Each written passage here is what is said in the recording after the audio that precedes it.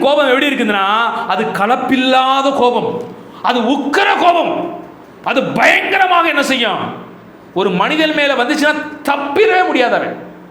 அது அக்கினிமயமான கோபம் என்று வேதம் சொல்கிறது. இதை குறித்து ஏசாயா 66 அதிகாரம் 24 வசனம் ஒரு எடுத்து வாசிக்கலாம். அந்த கோபத்தில் அந்த அக்கினி, அந்த காரியங்கள் எப்படி இருக்குமா, அந்த நரகம் எப்படி இருக்கும் என்பதை ஏசாயாவில் பழைய ஏற்பாட்டிலேயே இது உருவகமாக விளக்கப்பட்டிருக்கிறது. நல்லா கவனிங்க.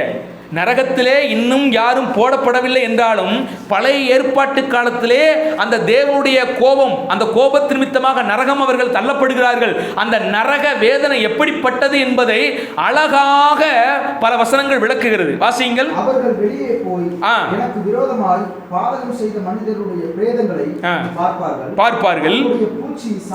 அவர்களுடைய பூச்சி சாகாமலும் அவருடைய அக்கினி அவியாமலும் என்ன செய்யுமா? நல்லா கவனிங்க, இது முக்கியமான வார்த்தை. அவங்க பூச்சி சாகாதான், அவருடைய அக்கினி அவியாதான். அப்படின்னா என்ன அர்த்தம்?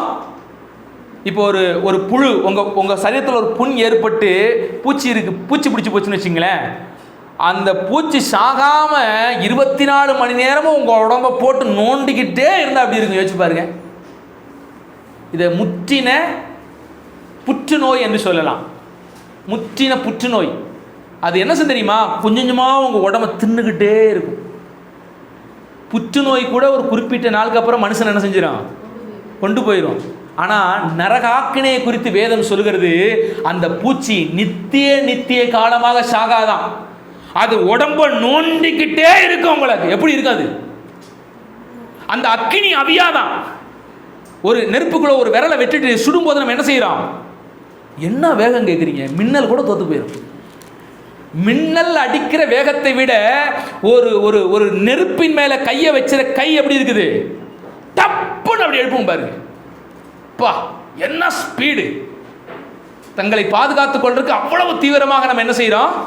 ஆனா நரக அக்கினி என்பது அது எப்பவுமே எரிந்து கொண்டிருக்குமா? எப்படி இருக்கு யோசிச்சு பாருங்களேன். நீங்களும் சாக மாட்டீங்க, நெருப்பும் உங்க மேல பற்றி எறிவதை அணைத்துக் கொள்ளாது. அது எப்படிப்பட்ட வேதனையை, ரண வேதனையை கொடுக்கும் என்பதை புரிந்து கொள்ளும். நரகம் மிக கொடூரமானது என்பதை பழைய ஏற்பாட்டு வசனங்களே பல வசனங்கள் விளக்குகிறது. எப்படி கர்த்தருடைய பிள்ளைகளை நித்திய கிருபையால் தேவன் தூக்கி எடுக்கிறாரோ, பாவத்திலே நிலைத்திருக்கிற ஜனத்தை, அக்கிரமத்திலே நிலைத்திருக்கிற ஜனத்தை நித்தியமான அக்கினினால் ஆண்டவர் என்ன செய்ய போகிறார்? வாட்டி வதைக்க போகிறார். இதை குறித்தான் ஆண்டவராக இயேசு கிறிஸ்து மத்தேயு 8 அதிகாரத்திலே 12வது வசனத்தில் சொல்லும் போதும் அங்கே அழுகையும் பற்கடிப்பும் உண்டாயிருக்கும் என்று பேசுகிறார். நரகத்தில் 24 மணி நேரம் எப்படி இருக்குமா? 24 மணி நேரம் அழுக. நீ யோசிச்சு பாருங்க. ஒரு நாளில் நீங்க ஒரு 5 மணி நேரம் அழுதாலே உங்க உடம்பு என்ன ஆயிரும்? ரொம்ப வீக் ஆயிரும். மூஞ்சியெல்லாம் வீங்கிரும், உடம்பெல்லாம் ரணமாயிரும். பற்கடிப்புனா என்ன அர்த்தம்? ஒரு காலில் ஒரு முள்ளு குத்தும் போது ஃபஸ்ட்டு என்ன ரியாக்ட் பண்ணுமா? பல்ல தான் கடிப்பீங்க நீங்கள். ஏன்னா வலியை தாங்கிக் கொள்வதற்காக அந்த பல்ல என்ன செய்வோம்? பார்த்துருக்கீங்களா? இப்போ தான் அந்த அனிஸ்தீசியா என்கிற மருந்தெல்லாம் நமக்கு வந்திருக்குது. ஒரு காலத்தில் 18ஆம் நூற்றாண்டுக்கு முன்பாகலாம் ஆப்ரேஷன் செய்வதற்கு என்ன செய்வாங்க தெரியுமா? என்ன பண்ணுவாங்க தெரியுமா? பல்லுக்கு இடையில ஒரு கட்டையை கொடுத்துருவான். பல்லுக்கு இடையில என்ன செய்வான்? அப்படி ஒரு கட்டையை கவா கொடுத்துருவான். கடிச்சுக்கணும். அந்த பல்ல வச்சு அந்த கட்டையை கடிக்கணும். வச்சு அப்படியே போட்டு அறுப்பான் பச்சையா. எந்த ஆப்ரேஷனாக இருந்தாலும் அப்படிதான் அன்னைக்கு நடந்துச்சு. முக்கியமான சில ஆப்ரேஷன், அந்த சீலை எடுக்கணும், அந்த கட்டி அகற்றணும், உள்ள அதை ரணப்படுத்திக்கிட்டு இருக்குது அப்படின்னா அங்கே அப்போ அறுவை சிகிச்சை பண்ணும்போது அங்கே அனிஸ்தீசியா மயக்க மருந்தெல்லாம் போட்டு செய்யறதுக்கெல்லாம் காரியங்கள் கிடையாது, அன்னைக்கு கண்டுபிடிப்புகள் கிடையாது. அப்போ என்ன செய்வாங்க தெரியுமா? வாயில் ஒரு கட்டையை கவ்வ கொடுத்துட்டு கரன்னு அறுத்து ஆப்ரேஷன் பண்ணுவாங்க. அப்போ அழுகையும் பற்கடிப்புங்கும் போது அந்த பற்கடிப்புனா என்ன தெரியுமா? அந்த வலி வேதனை. ஆப்ரேஷன் பண்ணுறதுக்கு அதிகபட்சமாக ஒரு அரை மணி நேரம் ஆகும். அந்த வலியையே அப்போ மனுஷனால் தாங்க முடியாது. நிறைய பேர் ஆப்ரேஷன் பண்ணும்போது என்ன பண்ணியிருக்கிறான்? வலி தாங்க முடியாமல் செத்து போயிருக்கிறான். பொழைச்சவன் பாதி பேர் தான், செத்தவன் பாதி பேர் இருப்பான். அப்போ ஆனால் நித்தியமாக அந்த பற்கடிப்பு இருக்குங்கும் போது எப்படி இருக்குன்னு வச்சு பாருங்களேன். அங்கே அழுகையும் பற்கடிப்பும் இருக்குமா? நரகம் என்பது பயங்கரமான ஒரு இடம். அதை வார்த்தையால் கூட வர்ணிக்க முடியாது. ஓரளவுக்கு இங்கே வர்ணிச்சிருக்காங்க, அவ்வளோதான். நான் இங்கே வாசிக்கிறேன் பார்த்தீங்களா? அங்கே பூச்சி என்ன செய்யாது, சாகாது, அங்கே நெருப்பு அவியாது, அங்கே அழுகை இருக்கும், அங்கே பற்கடிப்பு இருக்கும், வேதனை இருக்கும். இதெல்லாம் ஏதோ ஓரளவுக்கு சொல்லப்பட்டிருக்குது. ஆனால் இதை விட பயங்கரமானது என்னது? நரக ஆக்கினியினுடைய வேதனை. அதாவது என்ன விஷயம், சில விஷயங்களை நம்ம வார்த்தையால் வர்ணிக்க முடியாது. சிலருக்கு சொல்லுவாங்க பார்த்தீங்களா, நம்ம சொல்லினால சில விஷயங்களை வர்ணிக்கவே முடியாது. இப்போ உலகத்திலேயே ருசிகரமான ஒரு கனி, அந்த கனியை ஒருத்தருக்கு அந்த கனி எப்படிப்பட்டதுன்னு நீங்கள் சொல்லி காட்டணும். எப்படி சொல்லி காட்டுவீங்க? ஒரு லெவலுக்கு சொல்லி காட்டலாம். நான் இதை இன்னும் கொஞ்சம் டீப்பாக உங்களுக்கு பைபிள் வச்சே சொல்லி தரேனே. அதிகபட்சமாக சொல்லலாம். எப்படி சொல்லிடுறதுனா, அது பார்வைக்கு இன்பமும் புசிப்புக்கு ஏற்றதும். எடுத்துக்கோ, அதீத ருசியுள்ள ஒரு பதார்த்தத்தை சொல்லி காட்டினா இப்படி வார்த்தையினால் என்ன செய்யலாம்? சொல்லும்போது ரொம்ப நல்லா இருக்குல்ல. அந்த கனியை புசிச்சதுக்கு அப்புறம் தான் உண்மையிலேயே ஆதாமுக்கு ஏவாளுக்கு அந்த கனி எப்பேற்பட்ட கனிங்கிறது புரிஞ்சிருக்கும். வார்த்தையை சொல்லும் போது கூட அந்த அளவுக்கு வீரியம் இணைஞ்சிருக்காது, தெரிஞ்சிருக்காது. உண்மையிலேயே சொல்லப்போனா, ஐயா அந்த நெருப்பு சுடும், ஒரு குழந்தை கேட்குது, நம்ம சொல்லி கொடுக்குறோம், அந்த நெருப்பு சுடும், அந்த நெருப்பு சுட்டா என்ன ஆகும்? சுட்டா அப்படியே வலி துடிக்கும், அப்படியே அது கருகி போயிடும், அப்படியே அது ஊற்றும், இதெல்லாம் சொல்லலாம். ஆனால் உண்மையிலேயே அந்த சொல்லை விட மிஞ்சின ஒரு புரிதல் எப்போ வரும்னு கேட்டிங்கன்னா, அதை தொட்டு பார்க்கும்போது தான் என்ன செய்யும்? தொட்டியா வலிச்சிட்டா, இது மாதிரி தான் வலிக்கும். சில விஷயங்கள் வார்த்தையினால் என்ன செய்ய முடியாது, பூரணமாக அதை விளக்கிவிட முடியாது. அதை நம்ம உணர்ந்து பார்த்தாதான், தொட்டு பார்த்தாதான் அதனுடைய விஷயங்கள் நமக்கு என்ன செய்யும், அதனுடைய ஆழங்கள் நமக்கு புரியும்.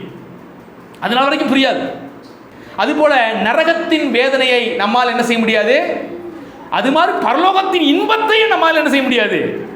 பரலோகத்தின் இன்பத்தை குறித்தும் வேதாகமும் சில புரிதலை வார்த்தையினால, கவிதையினால நமக்கு என்ன செய்யுது, சொல்லுது. உண்மைதான். பரலோகத்தில் எப்படி இருக்குமா, பரலோக மகிழ்ச்சியை குறித்து, பரலோக சந்தோஷத்தை குறித்து வேதம் சில விஷயங்களை விளக்குகிறது. பரலோகத்தில் என்ன இல்லை, உயர்வும் இல்லை, அங்கு தாழ்வும் இல்லை, ஏழை இல்லை, பணக்காரர் இல்லை, எல்லாம் நிறைய வாசிக்கிறோம். அங்கே மரணம் இல்லை, அது இல்லை, இது இல்லை, இதெல்லாம் ஒரு வர்ணிப்பா ஒரு வார்த்தையில் சொல்கிறோம். ஆனால் நான் ஒன்று சொல்கிறேன், நம்ம சிந்தனைக்கே எட்டக்கூடாத ஒரு மகிழ்ச்சி நிறைந்த, சமாதானம் நிறைந்த ஒரு இடம் தான் என்னது, பரலோகம். அது வார்த்தையினால் வர்ணிக்கவே முடியாது. அதை அனுபவிச்சா மட்டும்தான் தெரியும். ஓரளவுக்கு நம்ம புரிஞ்சு கொண்டதுக்காண்டி பைபிள் பரலோகத்தினுடைய மகிழ்ச்சி எப்படி இருக்கும் என்பதை வேதம் சில சொற்களை கொண்டு நமக்கு புரிய வைக்கிறது, அவ்வளவுதானே ஒழிய. ஆனால் முழுமையான புரிதலை வார்த்தையினால் என்ன செய்ய முடியாது, கொண்டு வர முடியாது. அதை பெற்றால் தான் முடியும். அதுபோல நரகத்தின் வேதனையையும் வார்த்தையால் என்ன செய்ய முடியாது, சொல்லிவிடவே முடியாது. சில சொற்கள் இங்கே பதிவிடப்பட்டுள்ளது, அந்த சொற்கள் போதாது என்றே நான் சொல்லுவேன். அநேக ஜனங்கள் அந்த வேதனையுள்ள இடத்திற்கு அறியாமல் சென்று கொண்டிருக்கிறார்கள். ஒரு 2 வாரம் கவர்மெண்ட் மருத்துவமனையில் அறுவை சிகிச்சை வார்டில் இருந்தேன். என்னால் அதையே என்ன பண்ண முடியல. எனக்கு அவ்வப்போது இந்த நரகத்தின் சத்தம் தான் என் காதில் கேட்டுச்சு. பலர் வேதனையோடு கை ஒடிஞ்சு, கால் ஒடிஞ்சு, கண் குருடா போய், சிலருக்கெல்லாம் காலில் பொத்து வடிஞ்சு, சுகர் பேஷண்ட்டு ராத்திரி எல்லாம் கத்துவான், ஐயோ வலிக்குது, ஐயோ டாக்டர் வலிக்குதுன்னு. யோசிச்சு பாருங்களேன், அப்படியே தலையெல்லாம் வெடிச்சு போகிற மாதிரி ஆயிடுச்சு எனக்கெல்லாம். அதன் மத்தியில் கத்திற்காக நான் ஊழியம் செஞ்சேன். பகலெல்லாம் போய் அவங்களுக்கு இவங்களும் சுவிசேஷம் சொன்னேன். ராத்திரியில் படுத்து கிடக்கும் போது தான் தெரியுது. ஏன்னா ராத்திரியில் போய் அவங்களுக்கு நான் சந்தித்து சொல்ல வேண்டியதில்லை, அந்த இதெல்லாம் கிடையாது. அந்த ராத்திரியில் பார்த்தோன்னா எல்லாம் அமைதியாகிடுவான் பாருங்க. அந்த அமைதியான நேரத்தில் அந்த ரண வேதனை கொண்ட சிலர் அந்த படுக்கையில் இருந்து கொண்டு ஐயோ ஐயோ என்று கதறுகிற அந்த சத்தத்தை என்னால் சகிக்கவே முடியலை. ஐயா, அந்த சத்தத்தையே என்னால் சகிக்க முடியலையே. அந்த வேதனை அடைந்து கொண்டிருக்க அந்த மனிதனுடைய வலி எப்படி இருக்குன்னு யோசிச்சு பாருங்களேன். என்னாலே அதை பார்க்க முடியல. அந்த வேதனையில இருக்கிற மனிதனுடைய வலி எப்படி இருக்கு யோசிச்சு பாருங்க. நரகம் அப்படிப்பட்ட வேதனையை கொடுக்கக்கூடிய ஒன்று. வசனம் சொல்லுகிறது, இரவும் பகலும் அவருடைய வேதனை என்ன செய்யாதான், நிற்கவே நிற்காது. அவர்களுக்கு இளைப்பாறுதலே இருக்காது, கொஞ்சம் கூட இளைப்பாறுதல் இருக்காது. நம்ம வாழ்க்கையின் ஓட்டத்தில் சில நேரத்தில் இளைப்பாறுதல் நமக்கு கிடைக்கிறது, அப்படிதானே? மூச்சு விடுறக்காது சில கேப் நமக்கு ஆமாம் கிடைக்குது, கொஞ்சம் ஆசுவாசப்படுத்திக்கிட்டு. பிரதர் சொல்லும்போது சொன்னார், வாரத்தில் ஒரு 2 நாள் மூச்சு விடுற மாதிரி கொஞ்சம் சந்தோஷமாக படுக்கிறேன் பிரதர். மற்ற நாளாக நான் படுற கஷ்டம் பெரிய கஷ்டம், அந்த வாரத்தில் 2 நாள் கொஞ்சம் நிம்மதியாக தூங்குறேன், கொஞ்சம் மூச்சு விடுறதுக்கு ஒரு வாய்ப்பு எனக்கு இருக்குது அப்படின்னு அவருடைய பிரச்சனை மத்தியில் அதை சொல்கிறாரு. ஆனால் நரகத்தின் வேதனை எப்படி இருக்குன்னு தெரியுமா? இரவும் பகலுமே இளைப்பாறுதல் இல்லாத ஒரு வேதனை நிறைந்த இடம் தான் நரகம். அதனால தான் நம்ம ஓடி ஓடி முடிஞ்ச அளவுக்கு நம்ம வாழ்நாட்களிலே பலரை நீதிமான்களாக்கணும், பலரை ரட்சிப்புக்குள்ள நடத்தணும், பலருக்கு சத்தியத்தை சொல்லணும், சுவிசேஷத்தை சொல்லணும், ஏதாவது ஒரு ரீதியில் கர்த்தருடைய வார்த்தை அவர்களுக்கு கொண்டு போய் சேர்த்து கொண்டே இருக்கணும். சில நேரங்களில் இந்த ரணம் பட்ட மனிதர்களுக்கு கட்டு போடும்போது கட்டு போற நம்மளே என்ன செய்வான்? அடிப்பான், வலி தாங்க முடியாம, தெரியுமா? அந்த மாதிரி நம்ம ஆண்டவருடைய அன்பின் சுவிசேஷத்தை, நரக ஆக்கினையிலிருந்து அவர்களை விடுதலையாக்கும் இந்த நித்திய சுவிசேஷத்தை சொல்லும் போது நம்ம இந்த உலகம் பகைக்கத்தான் செய்கிறது. நாம் அவங்களுக்கு கட்டு போட போறோம் அப்படிங்கிறது அவங்களுக்கு என்ன பண்ணல, தெரியல. இந்த நரக ஆக்கினையிலிருந்து அவர்கள் விடுதலையாக்குகிறது இந்த நற்செய்தி தான், இந்த கிறிஸ்து தான் என்பது அவருக்கு புரியல தான், நம்மளை காயப்படுத்த விரும்புறாங்க தான்.